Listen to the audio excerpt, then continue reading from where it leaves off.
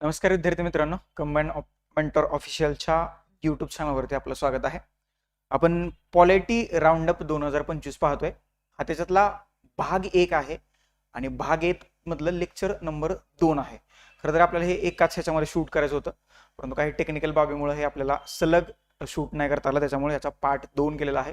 Part 1 जर का पाहिला नसेल तर याच्या पाठीमागचं लेक्चर आहे, तर ते पार्ट 1 आहे. त्याच्यामध्ये आपण जवळजवळ निम्मे क्वेश्चन्स डिस्कस केलेले आहेत, डिटेल अनालिसिस केलेलं आहे आणि आता राहिलेल्या प्रश्नांचं आपण विश्लेषण करूया. ही जी पीडीएफ आहे, आता जे तुम्हाला स्क्रीनवरती पीडीएफ लावलेली दिसते, तर ही पीडीएफ कंबाईन मेंटर ऑफिशियलच्या स्टडी मटेरियल नावाच्या फोल्डरमध्ये अपलोड केलेली आहे. तुम्ही तिथून ते डाउनलोड करू शकता आणि त्याची प्रिंटही काढू शकता. आणि ज्यावेळेस हे लेक्चर तुम्ही पाहाल तर जी काही एक्स्ट्राची माहिती तुम्हाला सांगतोय तर ती तिथं नोट डाऊन करून ठेवा. आलं लक्षात, की जेणेकरून मग ज्यावेळेस तुम्ही पुन्हा रिवाइज कराल तर सर्व माहिती तुम्हाला जी आहे तर ती एका ठिकाणी मिळून जाईल आणि परीक्षेच्या अगोदर एक चांगलं वर्षभरातल्या पॉलिटीच्या प्रश्नांचं जे आहे तर ते तुमचं रिव्हिजन होऊ शकतं. आता याच्यामध्ये याचा जो दुसरा पार्ट येईल तर याचा दुसरा पार्ट राज्यसेवा मुख्य परीक्षा हा पार्ट 1 आहे. दुसरा पार्ट राज्यसेवा मुख्य परीक्षा की जी 2024 होती आणि राज्यसेवा पूर्व परीक्षा की जी 2025 होती, जी 9 नोव्हेंबरला पार पडलेली आहे. त्याचा पार्ट 2 असेल आणि फक्त गट ब आणि गट क ची आपण जी चौकट तयारी केलेली आहे तर त्या चौकटीत बसणाऱ्या प्रश्नांचाच याच्यामध्ये समावेश केलेला आहे. ती चौकट तुम्ही पाहिली असेल, वाचली असेल आणि त्याला अनुसरून तशा अभ्यासालाही तुम्ही सुरुवात केलेली असेल. त्याच्यामुळं रिव्हिजनसाठी हा एक बेस्ट पर्याय आहे. ओके, आणि ही पीडीएफ फ्री ऑफ कॉस्ट आहे, सर्वात महत्वाचं, आणि लेक्चर सुद्धा फ्री ऑफ कॉस्ट आहे.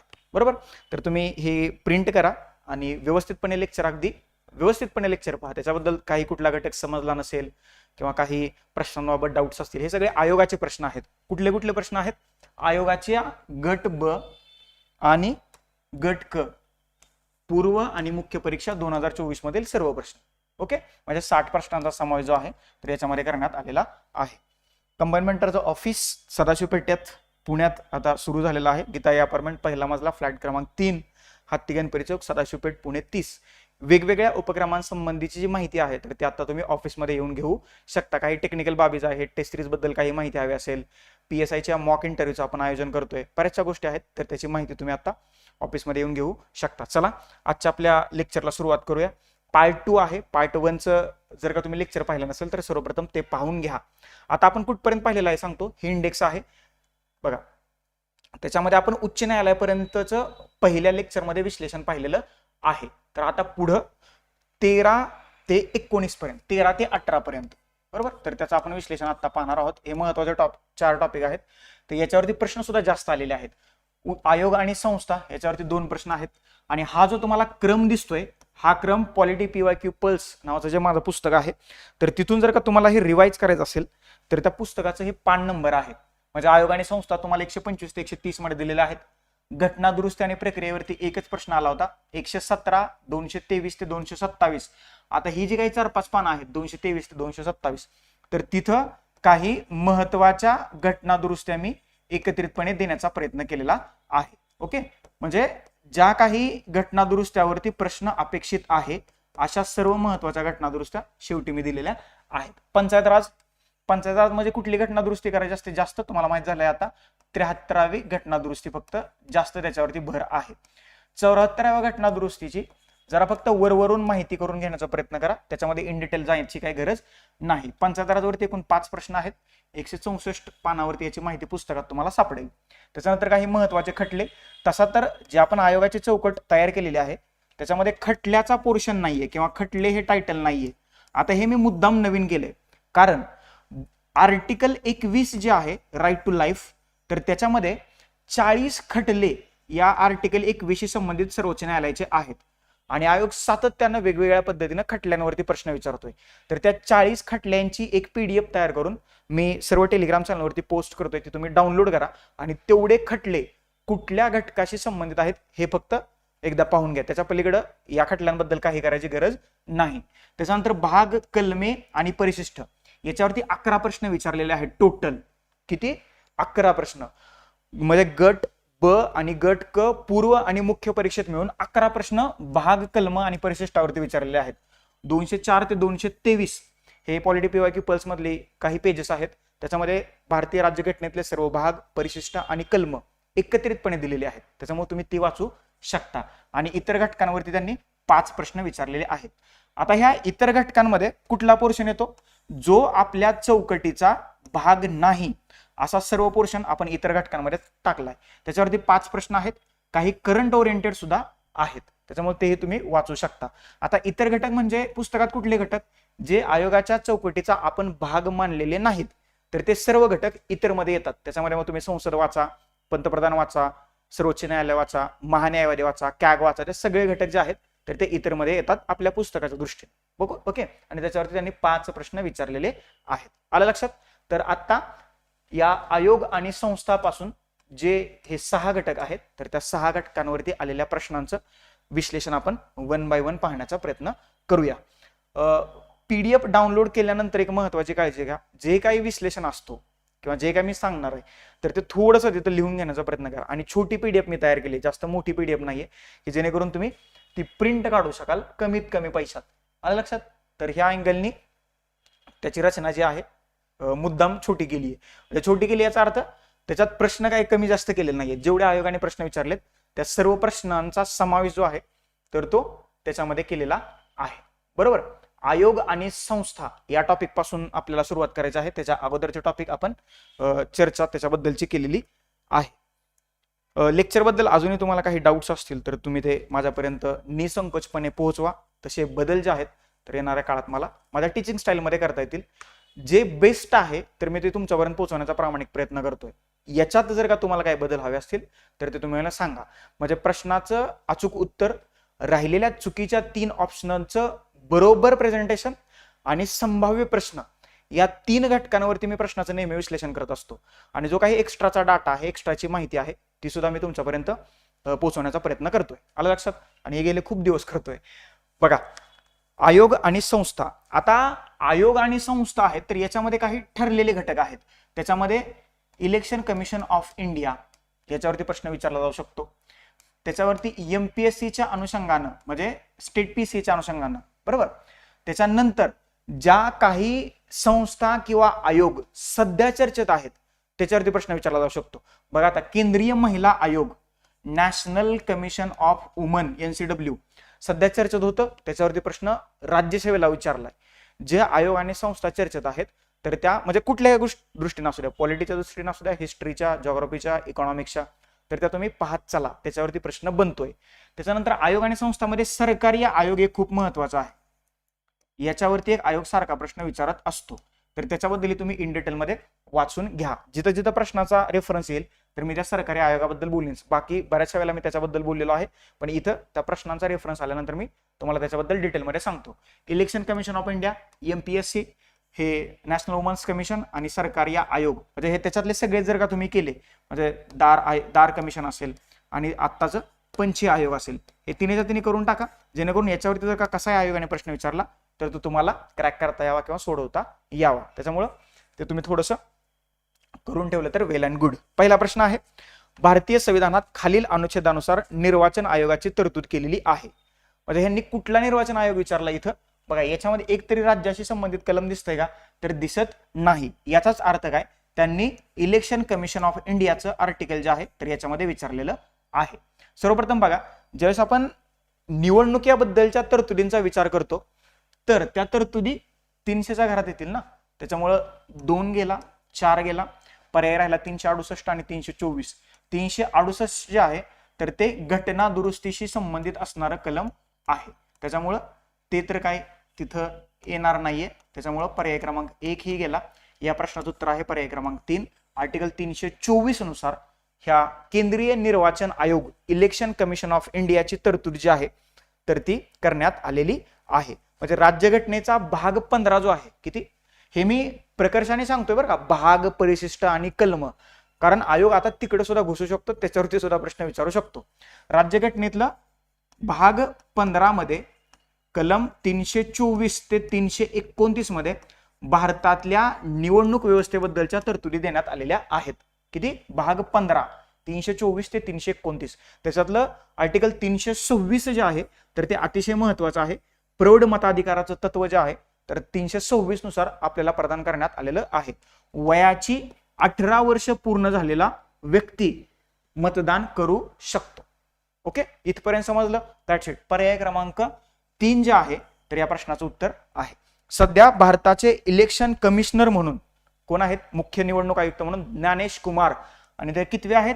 26वे. एक नवीन कायदा बनलाय ह्या मुख्य निवडणूक आयुक्ताच्या नियुक्ती संबंधी 2023 ला. तर 2023च्या कायद्यानुसार पंतप्रधान अध्यक्ष असणारी कमिटी ह्या निवडणूक आयुक्तांची, भारताच्या मुख्य निवडणूक आयुक्तांची निवड करेल आणि त्या नावाची शिफारस ते राष्ट्रपतींना करतील आणि राष्ट्रपती त्यांची नियुक्ती करेल. त्या समितीमध्ये समितीचे अध्यक्ष असतील भारताचे पंतप्रधान, एक कॅबिनेट मंत्री असेल केंद्रातला कॅबिनेट मंत्री, आणि दुसरा लोकसभेचा विरोधी पक्षनेता. ओके, लोकसभा विरोधी पक्षनेता. या तिघांनी मिळून बनलेली कमिटी मुख्य निवडणूक आयुक्तांची निवड करेल आणि त्या निवड केलेल्या नावाची शिफारस ते राष्ट्रपतींना करतील आणि राष्ट्रपती त्यांची नियुक्ती करेल. याच्यावरून थोडंसं वादंग निर्माण झाला होता. याच्यामध्ये चीफ जस्टिस ऑफ इंडियाचा समावेश असावा असं सर्वोच्च न्यायालयाला वाटत होतं, परंतु तो काय करण्यात आलेला नाही आणि या 3 लोकांची कमिटी बनून त्या मुख्य निवडणूक आयुक्ताची नियुक्ती जी आहे तर ती केली जाते. समजलेत पर्यंत? आता हे 368 जे कलम जे आहे तर हे भाग 20 अंतर्गत येतं, हे लक्षात ठेवा. आणि हे एकमेव कलम आहे की जे भाग 20 अंतर्गत येतं आणि हे कशाशी संबंधित आहे? घटना दुरुस्ती, अमेंडमेंटची जी तरतूद आहे तर हे 368 या कलमांतर्गत करण्यात आलेली आहे. ओके, त्याच्यानंतर 256 संघ आणि राज्यांचं दायित्व. संघ आणि राज्य याचं दायित्व म्हणजे काय केलं पाहिजे याच्याबद्दलच्या तरतुदी 256 मध्ये करण्यात आलेल्या आहेत. आणि 150 मध्ये संघ आणि राज्य लेखा किंवा ऑडिट जे होतं ऑडिट, तर त्याची तरतूद कलम 150 मध्ये किंवा 150 मध्ये करण्यात आलेली आहे. आलं लक्षात? आता 256 चा उल्लेख आलेला आहे तर हे कुठे येते हो? केंद्र राज्य प्रशासकीय संबंध. कुठे येते? केंद्र राज्य प्रशासकीय संबंध राज्यघटनेच्या भाग 11 मध्ये हे केंद्र राज्य प्रशासकीय संबंधाची तरतूद करण्यात आलेली आहे. 256 बरोबर, 256 ते 263 या कलमांमध्ये या प्रशासकीय संबंधाची तरतूद आहे. म्हणजे याच भाग 11 मध्ये कायदेशीर संबंधाची सुद्धा तरतूद आहे आणि भाग 12 मध्ये केंद्र राज्य वित्तीय संबंधाची तरतूद करण्यात आलेली आहे. ओके, समजलं? हे लक्षात आलं? भाग 11 आणि 12 दॅट्स इट. एवढं हे महत्वाचं आहे. हे समजलं? हे 3 जे चुकीचे ऑप्शन होते याची सुद्धा मी माहिती तुम्हाला दिलेली आहे. आता हे कलम 150 म्हटल्यानंतर तुम्हाला कॅग आठवलं असेल, comptroller and auditor general of India, CAG.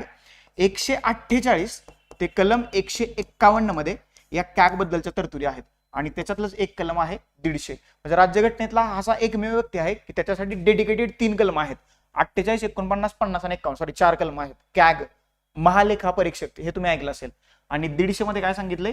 संघ आणि राज्यांच्या लेख्यांचं स्वरूप कसं असेल याची माहिती आपल्याला तिथं दिलेली दिसते. कॅग वरती काय कंबाईनला प्रश्न येत नाही, त्याच्यामुळे हा नाही केला तरी चालेल, त्याच्यामुळे हे सोडून द्या.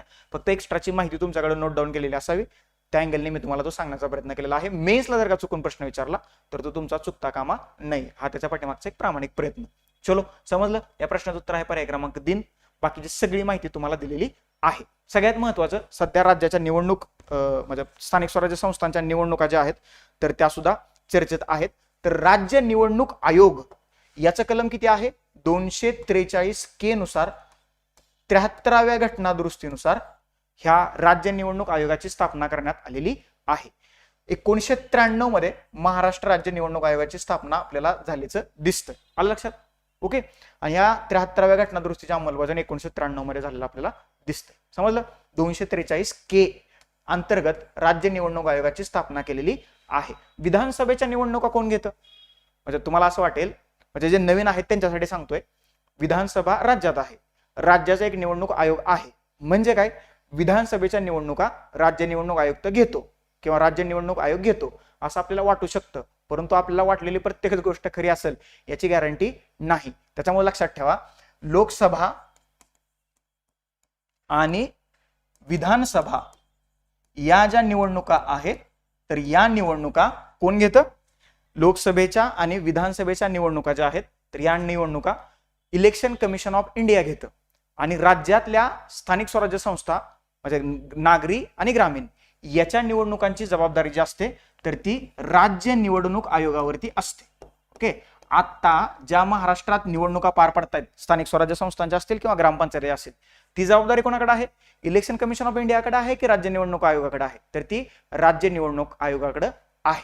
सध्या दिनेश वाघमारे हे नाव लक्षात ठेवा, हे महाराष्ट्र राज्य निवडणूक आयुक्त मुख्य आयुक्त म्हणून काम पाहत आहेत आणि 243 के अंतर्गत त्याची स्थापना करण्यात आलेली आहे राज्य निवडणूक आयोगाची. That's it. एक्स्ट्राची माहिती please point to be noted. चलो पुढे जाऊया. बघा पुढचा प्रश्न काय म्हणतोय, खूप पहिल्याच प्रश्नाबद्दल माहिती झाली. बघा, भारतातील पहिल्या महिला मुख्य निर्वाचन आयुक्त कोण आहेत? भारतातील पहिल्या विचारले, भारतातील पहिल्या आणि एकमेव. ह्याच्यानंतर एकही महिला मुख्य निवडणूक आयुक्त झालेली नाहीये आणि त्यांचं नाव आहे VS रमादेवी. हे लक्षात ठेवा, त्याच्यानंतर झालेली नाहीये. भारतातील पहिल्या, आणि इथं अजून एक शब्द माझ्याकडून ऍड करा, एकमेव. म्हणजे असा काही प्रश्न MPSC ने विचारलेला नाही पण मी सांगतो विचारला तर एकमेव मुख्य निर्वाचन आयुक्त म्हणून VS रमादेवी यांनी आपला कार्यकाल पार पाडलेला आहे. जयललिता ह्या तमिळनाडूच्या मुख्यमंत्री राहिलेल्या आहेत. त्याच्यानंतर स्वरूपा राणी आणि कमला नेहरू यांचं योगदान स्वातंत्र्य लढ्याशी संबंधित असल्याचं आपल्याला दिसतंय. परंतु ते हिस्ट्रीच्या बाजूने महत्वाचं आहे, पॉलिटिक्सच्या बाजूने फक्त निवडणूक आयुक्त आणि त्याच्याबद्दलच्या महत्वाच्या भूमिका. पहिले निवडणूक आयुक्त कोण होते यांच्याबद्दल बऱ्याच वेळेला प्रश्न विचारला आणि तो पॅटर्न जुना झालाय तरी सुद्धा लक्षात ठेवा, सुकुमार सेन. सुकुमार सेन भारताचे पहिले मुख्य निवडणूक आयुक्त होते. सध्या 26वे निवडणूक आयुक्त कोण आहेत? ज्ञानेश कुमार. ज्ञानेश कुमार सध्या भारताचे 26वे निवडणूक आयुक्त म्हणून काम पाहत आहेत. आलं लक्षात. आणि महाराष्ट्राचे 7वे निवडणूक आयुक्त म्हणून दिनेश वाघमारे सध्या काम पाहत आहेत. 243 के नुसार ह्या निवडणूक आयोगाची स्थापना करण्यात आलेली आहे. इकडे जास्त सारखं लक्ष जाते, रेकॉर्डिंग कसं चाललंय मला हे माझ्या राईट साईडला दिसतंय, त्याच्यामुळं मी तिकडं असं पाहतो की व्यवस्थित होतंय का. कारण जर का टेक्निकल काही प्रॉब्लेम आला तर ते पुन्हा सगळं लेक्चर पुन्हा एकदा नव्याने रेकॉर्ड करायला लागते. त्याच्यामुळे वेगळं काय समजून घेऊ नका. हे माझा राईट साईडला ती सगळी सिस्टीम आपण लावलेली आहे. सगळ्या गोष्टी अगदी दर्जेदार करण्याचा आपण प्रयत्न करतोय. त्याच्यामुळं काही टेन्शन घेण्याची काही गरज नाही. म्हणजे टीचिंग दर्जेदार आहे, क्वेश्चन पेपर दर्जेदार आहेत, एक्सप्लेनेशन दर्जेदार आहे, कंबाईन सगळा प्लॅटफॉर्म दर्जेदार आहे, सगळ्या फॅकल्टी दर्जेदार आहेत. फक्त तुम्ही अभ्यास दर्जेदार करा, संपला विषय. आणि मेन्सला क्वालिफाय व्हा. आणि मेन्सच्या दृष्टीने आपण चांगलं पुन्हा एकदा वेगळ्या पद्धतीने आपण नवीन प्रोग्राम नवीन इनिशिएटिव्ह तुमच्यासोबत किंवा तुमच्या समोर घेऊन येऊया. समजलं. चलो पुढे जाऊया. पुढचा प्रश्न. आता निवडणूक आयोगावरती किंवा निवडणूक आयोग आणि संस्थावरती त्यांनी 2च प्रश्न यावर्षी विचारलेले होते. आता पुढे जाऊया. पुढचा घटक आहे घटना दुरुस्ती आणि प्रक्रिया, म्हणजे constitution amendment and it's process. त्याच्यावरती किती प्रश्न विचारलेले ते आपण पाहूया. आता मी मागाशी सांगितल्याप्रमाणे राज्यघटनेच्या भाग 20 मध्ये कलम 368 अंतर्गत घटना दुरुस्ती कशी करता येईल याच्याबद्दलची माहिती दिलेली आहे. ह्या 368 मध्ये घटना दुरुस्तीचे 2च प्रकार सांगितलेत, परंतु एकूण राज्यघटनेत 3 प्रकारे दुरुस्ती करता येते. पहिला आहे साधं बहुमत. साधं बहुमत. दुसरं आहे विशेष बहुमत. विशेष बहुमत. आणि तिसरा प्रकार आहे विशेष बहुमत प्लस निम्म्या राज्यांची मान्यता. निम्म्या राज्यांची मान्यता. मी शॉर्टकट लिहिले, अजून एकदा सांगतो. साधं बहुमत, विशेष बहुमत, विशेष बहुमत प्लस निम्म्यापेक्षा जास्त राज्यांची मान्यता. या 3 प्रकारे भारताच्या राज्यघटनेत दुरुस्ती करता येते. राज्यघटनेत दुरुस्ती केली म्हणजे काय केलं जातं? राज्यघटनेतला एखाद्या भागामध्ये बदल केला जाऊ शकतो, एखाद्या भाग काढून टाकला जाऊ शकतो किंवा एखाद्या भागामध्ये नवीन तरतुदी ऍड केला जाऊ शकतात. या 3 गोष्टींनी घटनेत दुरुस्ती करता येते. याच्यावरती मी मागच्या टेस्ट सिरीजला प्रश्न बनवला होता. बघा, साधं बहुमत म्हणजे हे कार्यकारी मंडळाच्या बहुमताने घेतलेले निर्णय असतात. सगळ्यात महत्वाचं आहे विशेष बहुमत. आता काय आहे विशेष बहुमत? तर सभागृहाच्या एकूण सदस्य संख्येचं बहुमत, म्हणजे सभागृहात जर का 50 लोक असतील तर याचं विशेष बहुमत म्हणजे किती? 51 लोक प्लस सभागृहात उपस्थित आणि मतदान करणाऱ्या सदस्य संख्येच्या 2/3 लोकांचा पाठिंबा, याला काय म्हटलं जातं? विशेष बहुमत. समजलं नाही? अजून एकदा सांगतो. सभागृहाचं बहुमत, बरोबर, सभागृहाच्या एकूण सदस्य संख्येचं बहुमत. फॉर एक्झाम्पल सध्या लोकसभेत 100 सदस्य आहेत, तर एकूण सदस्य संख्येचं बहुमत किती आहे? 51 आहे. 51 किती? 51. प्लस ज्यावेळी एखादा प्रस्ताव घटनादुरुस्ती संबंधीचा सभागृहात चर्चेला असेल तर सभागृहात उपस्थित आणि मतदान करणाऱ्या सदस्य संख्येच्या 2/3 सदस्यांचा पाठिंबा म्हणजे विशेष बहुमत. समजलं? 2 क्रायटेरिया त्याच्यामध्ये त्यांनी इन्क्लूड केलेले आहेत. आणि विशेष बहुमत प्लस निम्म्या राज्यांची मान्यता म्हणजे 50% जास्त राज्यांची मान्यता तिथं असावी लागते. त्याला विशेष बहुमत प्लस निम्म्या राज्यांची मान्यता. हे दुसरा आणि तिसरा प्रकार जो आहे तर त्याची तरतूद 368 अंतर्गत करण्यात आलेली आहे. आणि जे साधं बहुमत हा जो प्रकार आहे तर याची तरतूद मात्र 368 अंतर्गत करण्यात आलेली नाही. जर का त्यांनी तुम्हाला विचारलं कलम 368 अंतर्गत किती प्रकारे राज्यघटनेची दुरुस्ती करता येते तर ती 2 प्रकारे. आणि एकूण घटना दुरुस्ती किती प्रकारे करता येते तर ती 3 प्रकारे. साधं बहुमत, विशेष बहुमत, विशेष बहुमत प्लस निम्म्यापेक्षा जास्त राज्यांची मान्यता. That's it. संपला विषय. चलो बॅक टू द टॉपिक. प्रश्न काय बघू. कोणत्या घटना दुरुस्ती कायद्याने एकाच व्यक्तीची 2 किंवा अधिक राज्यांसाठी राज्यपाल म्हणून नियुक्त करण्याची तरतूद केलेली आहे? प्रश्न काय आहे? एकच व्यक्ती आहे जो राज्यपाल आहे, त्याची 2 किंवा अधिक राज्यांसाठी राज्यपाल म्हणून नियुक्ती करण्याची तरतूद कुठल्या घटना दुरुस्तीने केलेली आहे? पहिला घटना दुरुस्ती कायदा 1951 हा जमीन सुधारण्याशी संबंधित असणारी घटना दुरुस्ती आहे. हे तर काय उत्तर नसू शकतं. 7वी घटना दुरुस्ती कायदा 1956 या घटना दुरुस्तीनं पर्याय क्रमांक 2 आपल्या प्रश्नाचं उत्तर आहे. 7वा घटना दुरुस्ती कायदा 1956 नुसार एकाच व्यक्तीची 2 किंवा अधिक राज्यांसाठी राज्यपाल म्हणून नियुक्ती करण्याची तरतूद करण्यात आलेली आहे. याच घटना दुरुस्तीनं अजून एक तरतूद करण्यात आली. 2 किंवा अधिक राज्यांसाठी, 2 किंवा अधिक राज्यांसाठी सामायिक उच्च न्यायालय, सामायिक HC म्हणजे हायकोर्टाची तरतूद जी आहे तर ती सुद्धा 7व्याच घटना दुरुस्तीने करण्यात आलेली आहे. हे लक्षात ठेवा. बऱ्याचशा पुस्तकामध्ये हे घटना दुरुस्ती अंतर्गत हे वाक्य टाकलेलं नाही. तिथं फक्त हे टाकले 2 किंवा अधिक सामायिक हायकोर्टा राज्यांसाठी सामायिक हायकोर्टाची स्थापनेची तरतूद 7व्या घटना दुरुस्तीने केलेली आहे. मी मात्र पुस्तकात हे वाक्य टाकले, त्याच्यामुळे तुम्ही ते रेफर करू शकता. बरोबर. 24वी घटना दुरुस्ती 1962 करण्यात आली होती. आणि या 24व्या घटना दुरुस्ती अंतर्गत जे घटना दुरुस्ती विधेयक आहे तर त्याला मान्यता देणं राष्ट्रपतींवरती बंधनकारक करण्यात आलेलं आहे. म्हणजे काय? संसदेनं पारित केलेलं घटना दुरुस्ती विधेयक राष्ट्रपती त्याच्यावरती नकाराधिकार वापरू शकत नाही. राष्ट्रपतीला घटना दुरुस्ती विधेयकाला मान्यता द्यावीच लागते. हे बंधन जे आहे राष्ट्रपतीवरती 24व्या घटना दुरुस्ती कायदा 1962 नुसार टाकण्यात आलेलं आहे. प्रश्न याच्यावर सुद्धा बनू शकतो. सध्या राष्ट्रपतीची भूमिका चर्चेत आहे, त्याच्यामुळे 24वी घटना दुरुस्ती लक्षात ठेवा. हे प्रिडिक्शन आहे. त्याच्यानंतर ही 42वी घटना दुरुस्ती 1976 खूप वेळा याच्याबद्दल बोललोय, तुम्हाला सगळ्यांनाच माहित आहे. याला मिनी कॉन्स्टिट्यूशन असंही म्हटलं जातं, कारण खूप सारे बदल जे आहेत या घटना दुरुस्तीनं भारताच्या राज्यघटनेत करण्यात आलेले आहेत. कारण 1975ची राष्ट्रीय आणीबाणी आणि मग इंदिरा गांधी सरकारचा काळ सुरू झाला आणि त्या काळातच ही 76ची घटना दुरुस्ती जी आहे तर ती करण्यात आलेली आहे. समजलं. आणि ही घटना दुरुस्तीची प्रक्रिया जी आहे तर ती आपण कोणाच्या राज्यघटनेतून स्वीकारलेली आहे याच्यावरती प्रश्न बनू शकतो. तर या प्रश्नाचं उत्तर न विसरता तुम्ही खाली कमेंट बॉक्समध्ये कमेंट करा. आणि असं कमेंट करा, उत्तर लिहा. पहिल्यांदा उत्तर असा शब्द लिहा, 2 डॉट द्या आणि मग त्या देशाच्या संविधानाचं नाव लिहा किंवा देशाचं नाव लिहा. कारण काय होतं तुम्हाला सांगतो, ज्यावेळेस लेक्चर सगळे अपलोड होतात ऍपवरती वगैरे, तुम्ही फक्त ते लिहिता दक्षिण आफ्रिका, सॉरी मी उत्तर सांगितलं, ठीक आहे, तुम्ही काहीतरी तिथं उत्तर लिहिता आणि तो मेसेज असा जातोय की ती चूक झालीये. मी ज्यावेळेस प्रश्न तुम्हाला विचारतो की कमेंट बॉक्समध्ये कमेंट करा, तर तिथं लिहा या प्रश्नाचं उत्तर असं असं आहे. येतं का लक्षात? म्हणजे ते मलाही समजेल आणि नंतर ते ज्यावेळेस आम्ही सगळे टीम बसतो त्यावेळेस होतं की हे काही चुकलंय काय, तर असं नको व्हायला.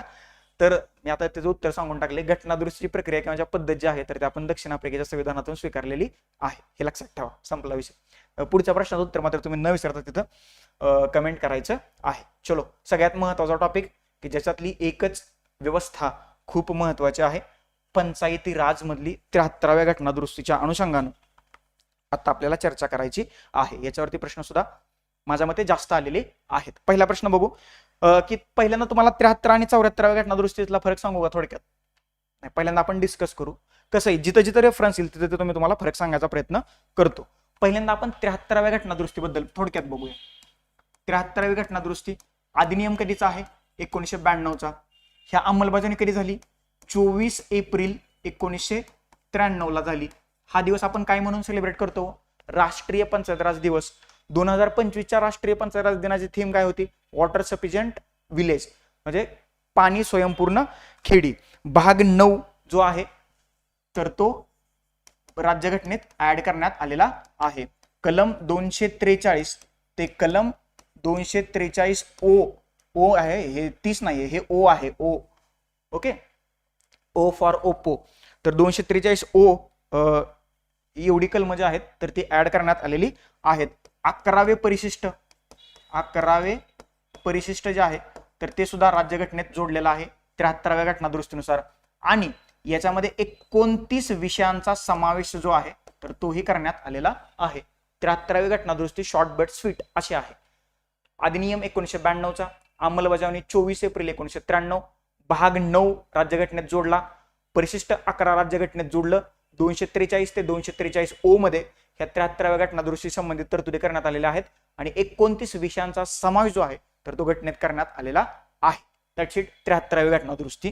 याच्या बाहेर वरवर जर का प्रश्न आयोगाला विचार असेल तर याच्या बाहेर जाणार नाही. आता 74वी घटनादुरुस्ती कुठे लिहू? चला ते क्लीन करतो. 74व्या घटनादुरुस्तीबद्दल माहिती पाहूया. 74वी घटनादुरुस्ती अधिनियम, चला जरा थोडंसं चांगलं लिहितो. 74वी घटनादुरुस्ती अधिनियम कधीचा आहे? 1992चा. याला मान्यता कधी मिळाली? 1 जून 1993 ला याला मान्यता मिळालेली आहे. कुठला भाग जोडण्यात आला? तर 9A हा भाग जोडण्यात आला. 9A भाग 73. इथं कन्फ्यूज नका होऊ घेऊ, म्हणजे पहिल्यांदा कुठला, म्हणजे जिथं काहीतरी एक्स्ट्रा लागले ते नंतरच ऍड करण्यात आला असेल ना, तर भाग 9A जो आहे तर तो 74व्या घटनादुरुस्तीनं राज्यघटनेत जोडलेला आहे. कलम 243P ते 243ZG पर्यंत जी कलम आहेत तर ती 74व्या घटनादुरुस्तीच्या अंतर्गत येतात. आणि इथं 12वे परिशिष्ट जे आहे, 12वे परिशिष्ट इथं जोडण्यात आलेलं आहे. आणि इथं किती विषयांचा समावेश आहे? 18 विषय आहेत, कारण हे कमी यांची जबाबदारी असते त्यामुळे 18 विषय आहेत. विषय ते महत्वाचं आहे. आलं लक्षात? समजलं? 74वी घटनादुरुस्ती 1992चा अधिनियम 1 जून 1993 ला अंमलबजावणी. भाग 9 जोडण्यात आला. कलमांची तरतूद 243P ते 243ZG. 12वे परिशिष्ट समावेश करण्यात आलं आणि 18 विषय तिथं तुम्हाला असल्याचं दिसतात. ही घटनादुरुस्ती आपल्या परीक्षेच्या दृष्टीनं एवढी महत्वाची नाही. ही ऑप्शनलला टाकली तरी चालेल, नाही केलं तरी चालेल. 73वी घटनादुरुस्तीतलं ग्राम प्रशासन व्यवस्थितपणे करून घ्या, प्रश्न त्याच्यावरती जास्त येत आहेत. आणि 74वी घटनादुरुस्ती वरवर पहा, फक्त वरवर, जास्त इन डिटेल मध्ये जाण्याची गरज नाही. ओके, चलो प्रश्न बघूया काय आहे ते. कोणत्या घटनादुरुस्ती अन्वये ग्रामसभेला संविधानिक दर्जा प्राप्त झाला आहे? कोणाला म्हटले? ग्रामसभेला. ग्रामसभा म्हणजे कुठे येईल? 73व्या घटनादुरुस्तीत येईल, कारण ते ग्रामीण स्थानिक स्वराज्य संस्थांशी संबंधित आहे. 73वी घटनादुरुस्ती अधिनियम 1992चा आणि 93 ला त्याची अंमलबजावणी झालेली आहे. मग ग्रामसभेला या घटनादुरुस्ती अंतर्गत संविधानिक दर्जा प्राप्त झाल्याचं आपल्याला दिसतं. आणि या प्रत्येक गावात ग्रामसभा पार पडतायत का? तर पडायला पाहिजेत कमीत कमी. आपण अभ्यास करतो, आपल्याला 4 गोष्टी जास्त माहित आहेत. जर का तुम्ही राजकारणात सक्रिय असाल तर किती व्हायला पाहिजेत याही प्रश्नाचं उत्तर एकदा कमेंट बॉक्समध्ये कमेंट करा. आता मी सांगणार नाही, आता तुम्ही कमेंट बॉक्समध्ये कमेंट करायचं आहे. बाकीच्या ज्या घटनादुरुस्ती आहेत, 74वी घटनादुरुस्ती म्हणजे ही काही आपल्या अभ्यासाला भाग नाही, त्याच्यामुळे याच्याबद्दल काही जास्त बघू नका. 71वी घटनादुरुस्ती जी आहे तर ती 71वी घटनादुरुस्ती ही महत्वाची आहे, लक्षात ठेवा. पहिल्यांदा मला ते सांगू द्या, कारण आता सध्या भाषिक विषयावरती म्हणजे खूपच महाराष्ट्रभर देशभर खूप सगळ्या चर्चा चालू आहेत. आणि ह्या 71व्या घटनादुरुस्तीनं कोकणी, मणिपुरी, नेपाळी या 3 भाषांचा समावेश 8व्या परिशिष्टात करण्यात आला. 8वं परिशिष्ट आणि ह्या 8व्या परिशिष्टातली भाषांची एकूण संख्या 18 झाली. 18. घटनादुरुस्ती काय महत्वाचं नाही, साल 1992 साली करण्यात आली होती, नाही लक्षात ठेवलं तरी चालेल. 71वी घटनादुरुस्ती. या घटनादुरुस्तीनुसार 8व्या परिशिष्टात कोकणी, मणिपुरी आणि नेपाळी या भाषांचा समावेश करण्यात आलेला आहे. आणि 8व्या परिशिष्टातली एकूण भाषांची संख्या तिथं 18 झाल्याचं दिसतं. आता तिथं 8व्या परिशिष्टात 22 भाषा आहेत. ते पुढे मी तुम्हाला सांगतो व्यवस्थितपणे. त्याच्यानंतर कुठली राहिली? 61वी घटनादुरुस्ती, की जी 1989 रोजी साली करण्यात आली होती, नॉट रोजी. आणि यानं मतदानाचं वय जे आहे तर ते 21 वरून कमी करून 18 करण्यात आलं. युकेनं काय केले माहिती का? युके, युनायटेड किंगडम, त्यांच्या 2029 मध्ये सार्वत्रिक निवडणुका पार पाडणार आहेत, म्हणजे अजून 5 वर्षांनी. तर त्यांनी आत्ताच केले त्या सार्वत्रिक निवडणुकात मतदानाचं वय जे आहे तर ते 18 वरून 16 केले. 16 म्हणजे बघा, एखादा देश निर्णय किती दिवस अगोदर घेतोय. निर्णय अगोदर घेतल्यामुळं त्याची अंमलबजावणी व्यवस्थितपणे होऊ शकते. नाहीतर आपल्यात कसं असतं, आज निर्णय घ्यायचा आणि उद्या संध्याकाळी त्याची अंमलबजावणी सुरू होते. आणि त्याच्यामुळे काय काय होतं ते तुम्हाला माहिती आहे, नोटाबंदीत आपण ते अनुभवलंय. त्याच्यामुळं वेळ जर का दिला तर लोक प्रिपेअर होतात आणि चांगलं काम तिथं होऊ शकतं. ओके. तर ह्या 61व्या घटनादुरुस्तीनं भारतात मतदानाचं वय जे आहे तर ते कमी केलं. त्याच्यामुळे निवडणूक आयोगातली सदस्यांची संख्या वाढली. आलं लक्षात? कारण वोटर वाढले. समजलं? तर याच्याबद्दलची माहिती इथं मी तुम्हाला आता दिलेली आहे. पुढचा प्रश्न काय म्हणतोय बघा.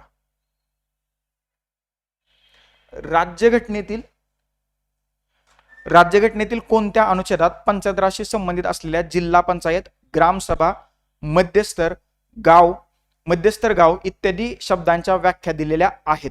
म्हणजे सोपा साधा सरळ प्रश्न आहे. आत्ताच मी तुम्हाला सांगितलं. पर्याय क्रमांक 1, 243 अंतर्गत ह्या जिल्हा पंचायत, ग्रामसभा, मध्यस्तर गाव इत्यादी शब्दांच्या व्याख्या इथं आपल्याला दिल्याच्या दिसतात. 243 कलमांतर्गत 243 ते 243 ओ ह्या ज्या काही ही जी काही कलम आहेत तर ती 73व्या घटनादुरुस्तीशी संबंधित असणारी कलम आहेत. मग 243 पी ते झेड जी ही 74व्या घटनादुरुस्तीशी संबंधित असणारी कलम आहेत, हे लक्षात ठेवा. आता हे 245 काय आहे, 244 काय आहे किंवा 242 काय आहे हे मी तुम्हाला थोडक्यात सांगण्याचा प्रयत्न करतो. आता 242 आहे तर ते रद्द झालंय. ओके. 242 हे रद्द झाले. हे कुर्ग संस्थानाशी संबंधित असणारं कलम होतं. आता 245 मध्ये संसद आणि राज्य विधिमंडळानं केलेल्या कायद्याचा विस्तार याची तरतूद 245 मध्ये केलेली आपल्याला दिसते.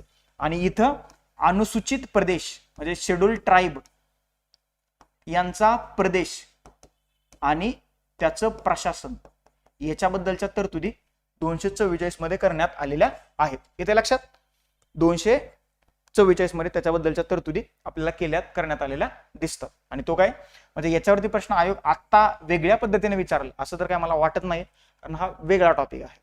म्हणजे महिलांसंबंधीच्या तरतुदी, SC आणि ST संबंधीच्या तरतुदी, ओके, अँग्लो इंडियन संबंधीच्या तरतुदी.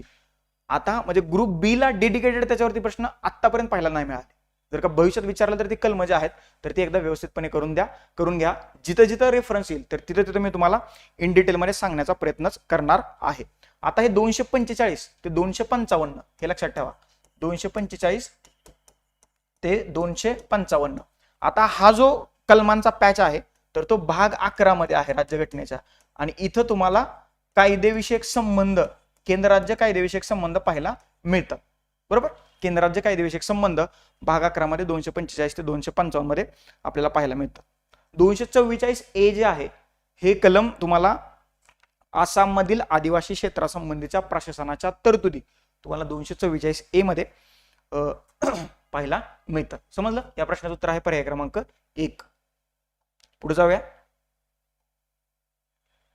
बघा पुढचा प्रश्न मोठा असला घाबरून नका जाऊ, छोटा असला जास्त खुश होऊन चुका करायच्या नाहीत, नाहीतर मार्क्स जातील. प्रश्न काय? पुढील विधाने विचारात घेतली. 73व्या घटनादुरुस्ती कायद्याने भारतातील ग्रामीण भागासाठी पंचायत राज व्यवस्थेबाबत घटनेत भाग 9 समाविष्ट केला आहे. आत्ताच मी तुम्हाला सांगितले 73वी घटनादुरुस्ती भाग 9 आणि परिशिष्ट किती 11 म्हणजे शेड्यूल 11. 74वी घटनादुरुस्ती भाग 9A परिशिष्ट किती 12. परिशिष्ट किती? 12. संपला विषय. ही दोन्हीच्या दोन्ही विधानं बरोबर आहेत. पर्याय क्रमांक 3 जे आहे तर ते आपल्या प्रश्नाचं उत्तर आहे, कारण आपल्याला बरोबर विधान जे आहे तर ते ओळखायचं होतं. एकदा काय करतो, तुम्हाला ती ट्रिक माहिती आहे ना, टियर्स ऑफ ओल्ड पीएम. हे टियर्स ऑफ ओल्ड पीएम म्हणजे भारताच्या राज्यघटनेत जी 12 परिशिष्ट आहेत तर त्याची ती शॉर्टकट ट्रिक आहे. एकदा सगळी परिशिष्ट सांगून घेतो की जेणेकरून त्याच्यावरती जर का प्रश्न आला तर त्याचं उत्तर तुम्हाला येऊ शकतं. पहिलं परिशिष्ट आहे राज्य आणि त्याचा प्रदेश. राज्य आणि त्याचा प्रदेश. दुसरं परिशिष्ट आहे वेतन आणि भत्ते. वेतन आणि भत्ते. तिसरं परिशिष्ट आहे शपथांचे नमुने. म्हणजे तुम्हाला जी शपथ घ्यायला लागते मंत्री आमदार खासदार झाल्यानंतर, शपथाचे नमुने तिसऱ्या परिशिष्टात देण्यात आलेले आहेत. चौथं परिशिष्ट जे आहे तर राज्यसभेतील राज्यांचं प्रतिनिधित्व. राज्यसभेतील जागा एवढंच लिहितो मी. हे तुम्ही मी जे सांगतोय ते नोट डाऊन करा, हे जर का तुम्हाला समजत नसले तर. बरोबर. चौथं परिशिष्ट. पाचव्या परिशिष्टामध्ये अनुसूचित शॉर्ट लिहितो शेड्यूल ट्राईब क्षेत्राचं प्रशासन. सहाव्या परिशिष्टामध्ये शेड्यूल ट्राईब, त्याच्यामध्ये नॉर्थ ईस्ट मधली 4 राज्य आहेत, त्याच्यामध्ये ईशान्य भारतातली 4 राज्य आहेत. मराठीत सांगतो आसाम, मेघालय, हे नोट डाऊन करा, मेघालय, मिझोराम आणि त्रिपुरा. या 4 राज्यांचा समावेश जो आहे डेडिकेटेड 6व्या परिशिष्टामध्ये करण्यात आलेला आहे. त्याच्यानंतर वरती लिहितो 7व्या परिशिष्टामध्ये सूची देण्यात आलेली आहे. केंद्र राज्य अधिकारांच्या विभागणीची तरतूद जी आहे 7व्या परिशिष्टामध्ये करण्यात आलेली आहे. 8व्या परिशिष्टात भाषा आहेत. 9व्या परिशिष्टात विवेक्षित कायदे आहेत, हे लक्षात ठेवा. 10वं परिशिष्ट पक्षांतर बंदीशी संबंधित आहे. पक्षांतर बंदीशी संबंधित असणारा 10वं परिशिष्ट आहे. 11वं परिशिष्ट जे आहे तर त्या ग्रामीण स्थानिक स्वराज्य संस्थांशी संबंधित आहे, म्हणजे पंचायत राज. 12वं परिशिष्ट जे आहे तर नागरी स्वराज्य संस्थांशी संबंधित असणारा हे 12वं परिशिष्ट आहे, किंवा शहरी. That's it. ही 12 परिशिष्ट पाठ करा. याच्याबद्दल प्रश्न आयोग विचारू शकतो. हे मी 1 बाय 1 सांगितलेलं आहे, तुम्ही लिहून सुद्धा घेतलेलं असेल. चलो, संपला विषय. याचं उत्तर आहे पर्याय क्रमांक 3. दोन्हीच्या दोन्ही विधानं या ठिकाणी आपल्या बरोबर असल्याचं दिसून येतंय. पुढचा प्रश्न काय म्हणतोय बघा. भारतीय राज्यघटनेच्या कलम 243 प्रमाणे प्रत्येक ग्रामपंचायत त्यावेळी अंमलात असलेल्या कोणत्याही कायद्यान्वये ती तत्पूर्वीच विसर्जित झाली नसेल तर डॅश डॅश 5 वर्षापर्यंत अस्तित्वात राहील. म्हणजे मुदत जी असते तर 5 वर्षांची असते, परंतु ती 5 वर्ष कुठून सुरू होतात त्याचं उत्तर आहे तिच्या निवडणुकीनंतरच्या पहिल्या बैठकीकरता नियत केलेल्या दिनांकापासून. म्हणजे तुमच्या गावातल्या ग्रामपंचायतीची आता निवडणूक झालेली आहे. तुम्हाला माहित आहे की कलम 243 अंतर्गत तुमच्या ग्रामपंचायतीचा कालावधी 5 वर्ष एवढा आहे, परंतु हे 5 वर्ष मोजायचे कुठून? ज्या वेळेला ग्रामपंचायतीची पहिली बैठक होईल. पहिली बैठक म्हणजे पहिली बैठक झाली 11 नोव्हेंबरला, म्हणजे माझ्या वाढदिवसा दिवशी, तर तिथून पुढच्या 5 वर्षाच्या 11 नोव्हेंबर पर्यंत. आलं लक्षात? पहिल्या बैठकीपासून 5 वर्ष एवढी त्याची तरतूद असते. कलम 243 मध्ये तुम्हाला पंचायतींचा कालावधीची तरतूद कलम 243 मध्ये करण्यात आलेली आहे. आणि 5 वर्ष पहिल्या बैठकीपासून सहसा 5 वर्ष मोजली जातात. ज्यावेळेस ते सगळे पहिल्यांदा एकत्र येतात तिथून पुढे हा 5 वर्षाचा कालावधी जो असतो तर तो आपल्याला दिलेला आहे. आताच प्रश्न आला होता, कलम 243 अंतर्गत व्याख्या दिलेल्या आहेत, म्हणजे जिल्हा पंचायत, मध्य पंचायत आणि गाव. त्याच्यानंतर 243 मध्ये ग्रामसभेची तरतूद करण्यात आलेली आहे. कशाची? ग्रामसभेची. 243 मध्ये ग्रामसभेची तरतूद करण्यात आलेली आहे.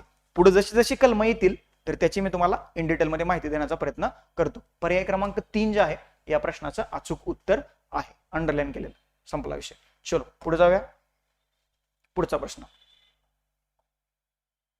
बघा काय आहे. पुढचा प्रश्न कलम विचारलेले आहेत तर त्याच्यावरती आपण बघूया. काय म्हणतोय, भारतीय संविधानाच्या खालीलपैकी कोणत्या कलमाद्वारे पंचायतीमध्ये महिलांना आरक्षणाची तरतूद करण्यात आलेली आहे? म्हणजे असं कुठलं तरी कलम आहे 4 कलमापैकी त्याच्यामध्ये महिलांना पंचायतीमध्ये आरक्षणाची तरतूद करण्यात आलेली आहे. महाराष्ट्रात 50% आरक्षणाची तरतूद आहे. देशात महिलांना पंचायतीमध्ये 50% आरक्षण देणारं पहिलं राज्य कोणतं? या प्रश्नाचं उत्तर न विसरता कमेंट बॉक्समध्ये तुम्ही कमेंट करायचं आहे.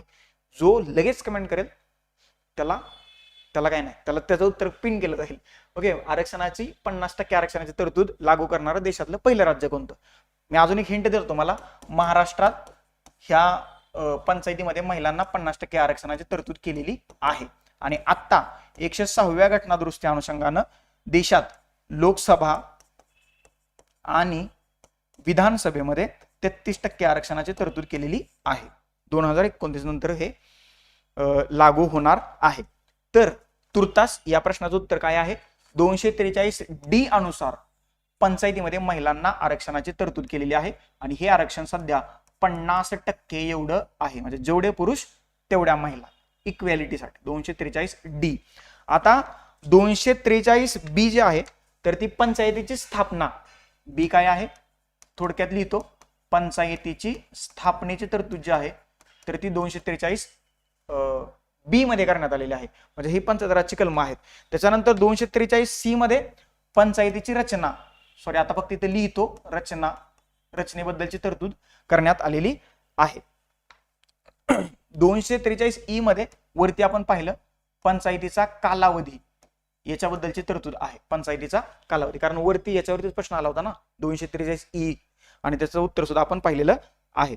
243I मध्ये राज्य वित्त आयोग, सध्या हे लक्षात ठेवा, हे अतिशय महत्वाचं आहे. राज्य वित्त आयोग याची तरतूद 243I मध्ये करण्यात आली, आय मध्ये. आणि सध्या राज्यात 6वा वित्त आयोग आहे आणि नितीन करीर त्याचे अध्यक्ष आहेत. नितीन करीर याच्यावरती विचारलं जाऊ शकतं कारण हे चर्चेत आहे सध्या. 243I आणि 243K काय आहे मगाशी सांगितलं होतं, राज्य निवडणूक आयोग. हे नोट डाऊन करा, हे मला तर वाटतं याच्यावरती प्रश्न ते विचारतीलच. 243J वरती प्रश्न विचारून झालाय, पंचायतींचे लेखे. Okay, audit. समजलं, आलं लक्षात? That sheet. समजलं इथपर्यंत? महत्वाच्या गोष्टी मी तुम्हाला इथं सांगितलेल्या आहेत. पुढचा प्रश्न, पंचायत राज बद्दल एवढेच प्रश्न त्यांनी या 2025 मध्ये झालेल्या परीक्षेत विचारलेले आहेत. पुढचा टॉपिक आहे आपला खटले. आता हे खटले कुठले आहेत? हे सर्वोच्च न्यायालयातले महत्वाचे खटले आहेत. ओके, फंडामेंटल राईट्स मधलं आर्टिकल 21 जे आहे, राईट टू लाईफ, तर त्या अनुषंगाने जे महत्वाचे खटले आहेत तर त्याच्याबद्दल माहिती पाहून घ्या. बाकीचे इन डिटेल मध्ये काय करण्याची गरज नाहीये. ते 40 खटले मी मागाशी सांगितल्याप्रमाणे तुमच्यापर्यंत पोहोचवण्याची मोरल रिस्पॉन्सिबिलिटी माझी आहे, तेथे मी पोहोचवतो. आणि तुमची मोरल रिस्पॉन्सिबिलिटी काय आहे ते वाचून त्याचा अभ्यास करणं आणि त्याच्यावरती आलेले प्रश्न व्यवस्थितपणे सोडवणं आणि मार्क्स मिळवणं. That sheet. अभ्यास करा व्यवस्थित. म्हणजे तुम्हाला माहिती आहे आता काय परिस्थिती आहे महाराष्ट्रात किंवा देशात, बेरोजगारीचं प्रमाण वगैरे. अभ्यास झाला पाहिजे चांगला, आणि जर का होत नसेल तर हे बंद करून दुसरं काहीतरी केलेलं कधीही चांगलं. माझं असं मत आहे, जर का उतरलायच ह्याच्यात, करायचंच आहे तर एकदा करूनच घ्या. करूनच टाका म्हणतो मी, करून घ्या नाही. पोस्ट काढूनच बाहेर पडा, त्याच्यात खूप मोठा आनंद आहे. आलं लक्षात? म्हणजे सगळेच प्रश्न जवळ थोडंसं विषयांतर होते, नंतर कधीतरी या विषयावरती निवांतपणे बोलू. जर का आपल्या ऑफिसला भेट झाली तर आपण या विषयावरती एकदा सखोल परीक्षाभिमुख एकदा बोलूया आपण, कारण हा विषय खूप बोलण्यासारखा आहे आणि ऐकवण्यासारखा आहे. ऐकून घ्याल, तुमच्याकडून सुद्धा काही मला नवीन गोष्टी शिकायला मिळतील. चला क्वेश्चन वरती येऊया, जास्त विषयांतर नको. परमानंद कटारा विरुद्ध युनियन ऑफ इंडिया हे प्रकरण किंवा हा खटला खालीलपैकी कोणत्या बाबीशी संबंधित आहे? तर याचं उत्तर आहे वैद्यकीय निगा. ओके, म्हणजे तुम्हाला माहित असेल एखादा ऍक्सिडेंट जर का झाला तर तो ऍक्सिडेंट झाल्यानंतर त्या संबंधित व्यक्तीला जर का हॉस्पिटलमध्ये घेऊन गेलं तर अगोदर बऱ्याचशा प्रोसेस कराव्या लागायच्या, परंतु पहिल्यांदा आता नियम सांगतोय, पहिल्यांदा त्या व्यक्तीला ऍडमिट करा आणि त्याला जी काही सगळी वैद्यकीय मदत लागते ती करायला सुरुवात करा, आणि मग हे कोर्ट कचेऱ्या पोलीस ते नंतर करत बसा, कारण याच्यापेक्षा प्रत्येक व्यक्तीचा जीव महत्वाचा आहे. आणि हा परमानंद कटरा विरुद्ध युनियन ऑफ इंडियामध्ये वैद्यकीय निगा किंवा मेडिकल केअरला सर्वोच्च न्यायालयानं अनन्यसाधारण महत्व दिलेलं आहे. आणि राईट टू लाईफ आर्टिकल 21 संबंधित हा खटला सर्वोच्च न्यायालयात उभा राहिलेला आपल्याला दिसतो 1989 मध्ये. आलं लक्षात? परमानंद कटारा विरुद्ध union of India. That's it. पर्याय क्रमांक 1 जे आहे तर ते आपल्या प्रश्नाचं उत्तर आहे. पुढचा प्रश्न, आता हा प्रश्न सर्वांच्या परिचयाचा आहे. इंदिरा, मी असं का करतोय, मी उत्तर सांगायला लागलोय पहिल्यांदा प्रश्न वाचू.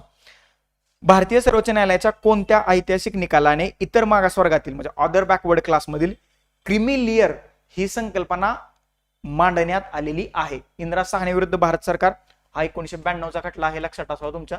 अशोक कुमार ठाकूर विरुद्ध भारत सरकार 2008चा खटला आहे हा. त्याच्यानंतर एम नागराज विरुद्ध भारत सरकार 2006चा खटला आहे हा. आणि केशवानंद भारती विरुद्ध केरळ राज्य 1973चा खटला हे आहे. क्रिमी लेअरची संकल्पना या इंदिरा साहनी विरुद्ध भारत सरकार खटल्यामध्ये 1992 साली सर्वोच्च न्यायालयानं मांडलेली आहे. त्याच्या अगोदर नुकतंच मंडल कमिशन आलं होतं बघा, मंडल, आणि भारतीय राजकारणाचं ओबीसीकरण या मंडल कमिशननं झालं असं म्हटलं जातं. जर का तुम्ही पॉलिटिकल सायन्सचे विद्यार्थी असाल म्हणजे एम ला किंवा बी ला, तर तुम्ही या मंडल कमिशन बद्दल वाचलंच असेल. ओके, ह्या इंदिरा साहनी खटल्यालाच मंडल आयोग खटला या नावाने सुद्धा ओळखलं जातं. कारण मंडल आयोगाच्या शिफारशी लागू कराव्यात किंवा लागू करण्यात याव्यात अशी जी काही तरतूद आहे तर या खटल्यामध्ये करण्यात आल्याचं आपल्याला दिसतं. आणि याच खटल्यानं ह्या इतर मागासवर्गात अंतर्गत ही क्रिमी लेअर ही जी संकल्पना आहे तर ती संकल्पना आपल्याला मांडल्याचं दिसतं. हा अशोक कुमार ठाकूर हा जो खटला आहे ना, हा 2008 ला सर्वोच्च न्यायालयात उभा राहिलेला होता. आणि ज्या राष्ट्रीय महत्वाच्या संस्था आहेत त्याच्यामध्ये IIT, त्याच्यानंतर IIMS, एम्स किंवा IIM या महत्वाच्या संस्थांमध्ये ओबीसींना 27% आरक्षणाची तरतूद जी आहे तर या अशोक कुमार ठाकूर विरुद्ध भारत सरकार या 2008च्या खटल्यात सर्वोच्च न्यायालयाअंतर्गत करण्यात आलेली आहे. बरोबर. आणि हा एम नागराज विरुद्ध भारत सरकार कायदा हा 2006 मध्ये सुप्रीम कोर्टात उभा राहिलेला होता. आणि SC आणि ST पदोन्नतीमध्ये आरक्षणाची तरतूद जी आहे तर या कायद्यानुसार अंतर्गत करण्यात आलेली आहे. आणि सगळ्यात महत्वाचा खटला आहे केशवानंद भारती विरुद्ध केरळ राज्य 1973 ला.